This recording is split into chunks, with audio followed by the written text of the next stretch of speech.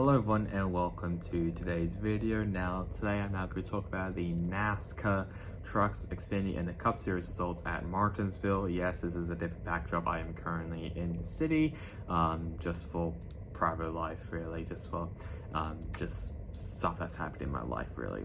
So I guess we'll first open the next race for all these three series, which will be at the finale at Phoenix. Obviously the Truck Series will first race, then Xfinity Series and the Cup Series. Truck Series picture will be on a Friday, Xfinity will be on a Saturday, and Cup Series will be on a Sunday.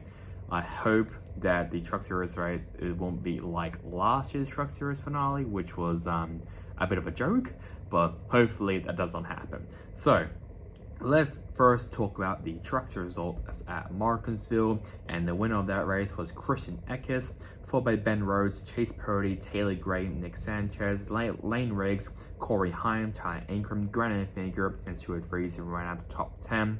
Then we have Ty Majeski, Connor Zilish, Matt Crafton, William Sawalish, and Dawson Sutton ran out the top 15. The main part of this race was the battle between Eckes and Taylor Gray. Basically, all that Eckes did was just bump and run Taylor Gray out of the way, but it looked pretty egregious. And considering that Eckes also did as well to Ben Rhodes, where if Rhodes won, it wouldn't matter because Eckes would still be in the championship full. I mean, he had such a massive points cushion that it didn't matter who won. It's just that if he finishes well in the top 10, for example, or even if he finishes down at 20th, he'll still be in the championship full. The problem is that he was so aggressive to actually win this race, which really rubbed people the wrong way. I mean, Ben Rhodes really understand it, but Taylor Gray really showed Christian Eckes of how he felt, where he basically stormed, basically like walking with the media towards Christian Eckes, who was basically at victory lane on the front stretch, and confronted him.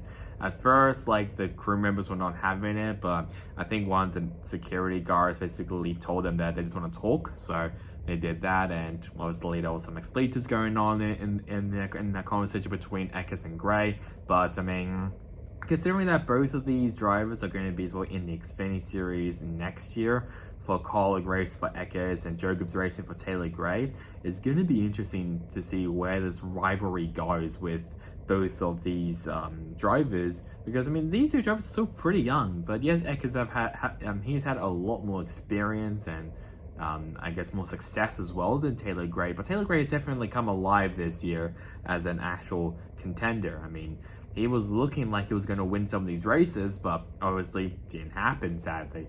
But I'm interested to see of how he goes in Phoenix against Christian Eckes, who is competing for the championship.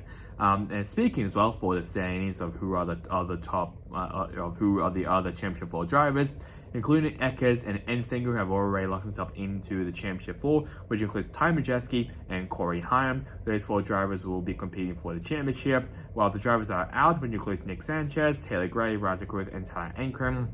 Those 4 drivers are out and they will not be competing for a championship.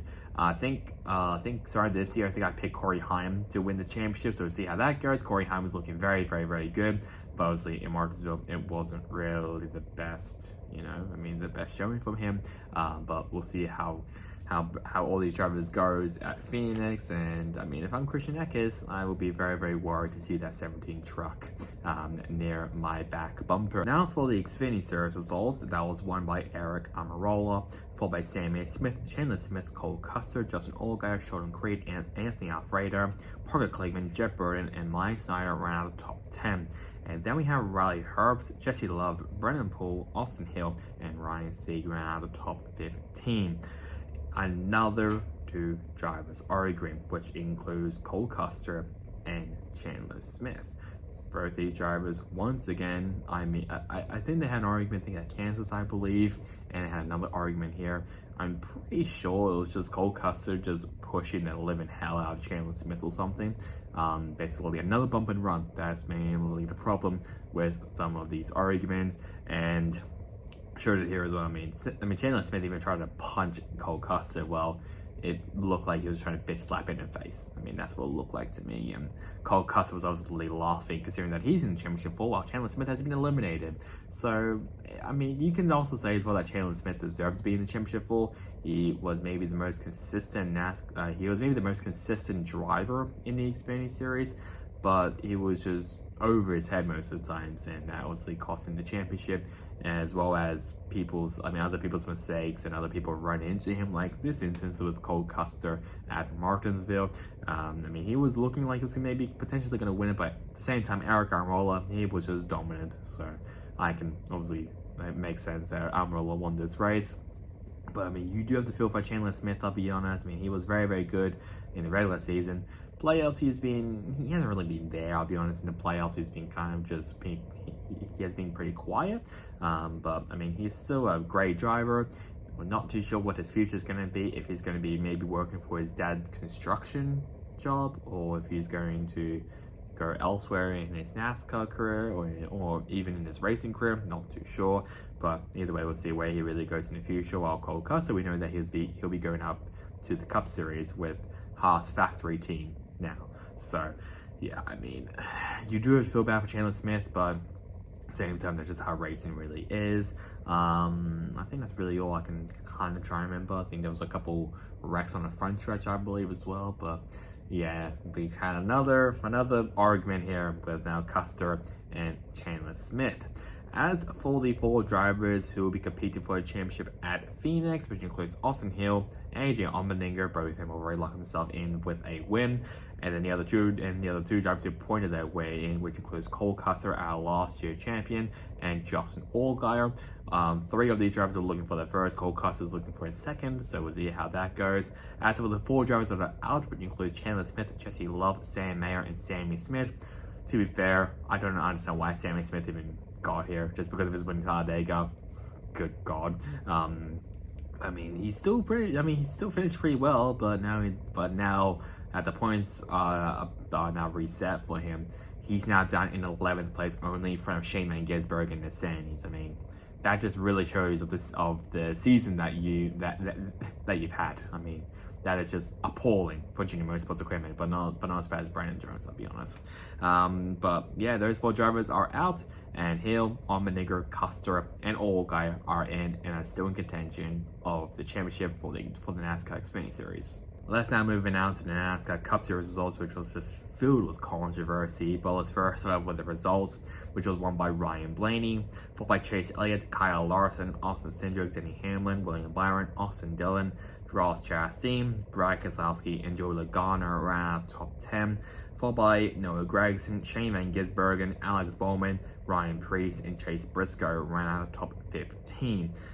A controversial finish to end this race. It was basically manipulation, and you have to blame NASCAR for it. I mean, the playoff system is full-on just manipulation. Basically, what happened was that there was 2 different manipulations from 2 different manufacturers of Chevy and Toyota. One of them, let's first start with Chevy first. Basically, William Byron was looking to point his way in as Blaney was basically running away. I mean, it makes sense. Blaney was maybe the most dominant car in this race.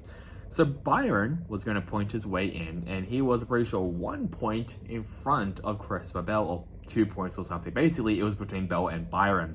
As for Byron, it looked like pretty sure in the final couple laps, Austin Dillon and Ross Chastain were going side by side throughout the racetrack, and they were going side by side for like 20 to 10 laps until the finish of the race, which basically meant that no one behind them can actually pass Byron.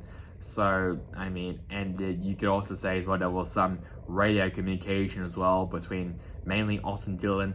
I'm pretty sure it was either spotter or the crew chief of the 3. Was asked if the one knew what the plan was, and it looked like they knew what the plan was, to block the entire track so William Byron can run away and keep that 6th place position.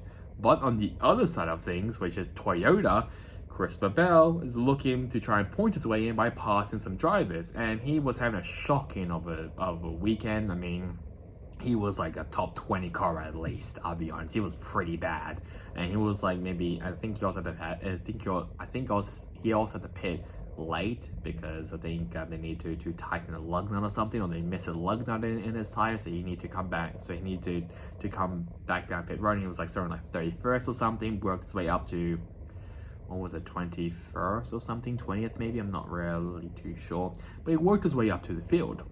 Then all of a sudden, Bubba Wallace, a Toyota driver, was somehow very slow and communicated to his team that he was having a problem. He was stacking up the field, and he was going very, very slowly for maybe the last 5 to 10 laps maybe. Christopher Bell then passed Bubba Wallace, pretty sure on the final lap or something, but he overheated come to turns 3 and 4 and wall ride. I mean, just like Ross Chassis, but not that egregious. He did wall ride the basically middle turn 3, entry turn 4. He didn't gain or lost positions. He kind of just stood. Where he was. But with that pass with Bubba Wallace, both Byron and Bell were tied, and it took NASCAR maybe 30 minutes or something to decide on who was going to make it to championship 4, along with Blaney, Reddick, and Logano, and it was announced that William Byron will be in the championship 4, and Christopher Bell was disqualified because of him wall riding at the very end. I can understand that. I mean, NASCAR had been, pretty strict on that. It is a safety violation. It could obviously hurt someone after the Hail Melon. I can obviously understand that. The problem I have with NASCAR is the playoff system. I mean, they kind of did it to themselves. I mean, we kind of already saw this in 2022, I believe, when Custer slowed right down on the back chicane to give Chase Briscoe a bunch of positions to qualify to the round of 8, I believe. And Custer was hit with a pretty big points penalty. Is that going to be the same as well with the 23, the 1, and the 3? I'm not too sure. Potentially, there might be a massive points penalty for all those 3 teams. You could even say the same thing as well with 2013 in Richmond, when Clint Boyer spun out to give Martin Truex Jr. a chance to be in the playoffs, or the chase, I should say, back then. But obviously, Truex was knocked out, and then Ryan Newman was in, and then Jeff Gordon became then the third playoff driver. It was just a whole confusing bit, I'll be honest. But this is worse. I mean, you are basically giving, this is the final race, the penultimate race of the season, to determine who is going to go to Phoenix, and I don't know what to say, because, I mean, you could say, I got nothing to say, because I'm just so shocked that it happened, that the teams all obviously have shown that they don't give a flying fuck about what NASCAR thinks, because they can get away with it because it's NASCAR's fault. NASCAR gave us a playoff system, which obviously can show manipulation, and we've seen it firsthand at Martinsville, where 2 manufacturers are trying to help their driver to point their way in, and then we have this entire controversy now of a very controversial finish for Byron and Bell. Byron got in just because of Bell being disqualified. As I mean disqualified, I mean he got down to like 22nd, I believe, or something. So it's just it's not a good look for NASCAR, I'll be honest. I mean, Las Vegas, it kind of started there when Logano of all drivers won, where he would be 16th or 14th in the standings if the playoffs didn't even existed. And then Homestead happened, where it was such an amazing battle between Reddick, Blaney, and Hamlin, and then Reddick's came out of the afterburner and passed Blaney around the outside, and now we have this where manipulation comes in, and Toyota and Chevy were helping out that driver, and the drivers who obviously are driving for that manufacturer is helping their respective drivers to be in the playoffs. It's just so confusing. I mean, no disrespect as well to Blaney, who absolutely deserves this race win. I mean, he was maybe the best car in this race, along with Chase Elliott. I mean, those two and Larson there were having an amazing battle. Larson, he was leading late in this race, and then they got bumped basically by both those drivers to be relegated down to third, which basically said goodbye to his championship hopes. Because Lasky was also well, very, very good in this race, but mostly he finished out in 9th. But it is such a horrendous finish at Martinsville. I mean, I just don't know what to say other than it was just bad. I mean, it was just controversial as hell, and it is definitely going to leave a stain on the sport. I mean, it's such a joke of this whole playoff system itself. Like, why do we need this? We don't need this. Like, we can go back to a 36 race point system, or if you still want the playoffs, just make some changes. Like, we don't need like the win you're in. We don't need like one race to determine a champion. We don't need that. You can go back to the 2011-2012 chase format. All I care about. I don't care. I just want something changed for the playoffs, because it's getting ridiculous where like this year as a whole is just showing the cracks of the playoff system. I mean, you had a 15th place driver now in the championship 4. Now you have a manipulation of manufacturers. Like, it's ridiculous. It's stupid. But obviously, that's my rant over. I just don't like the playoff system. For the standings, obviously, I talked about it already. Blaney, Lagana, Reddick, and Byron will be competing for the championship, while the 4 drivers are out, which includes Christopher Bell, Kyle Larson, Chase Elliott, and Denny Hamlin. I mean, those 4 drivers are just so much better than the current 4 drivers that we have as a championship 4. I mean, you could definitely put Reddick as the only outsider, considering that he did win the regular season championship and stuff. So I can honestly understand that. But yeah, it was just a pretty disappointing weekend, I'll be honest. But that's really about it for me. Hope you guys enjoyed it. Catch you guys next time in the next one. Goodbye.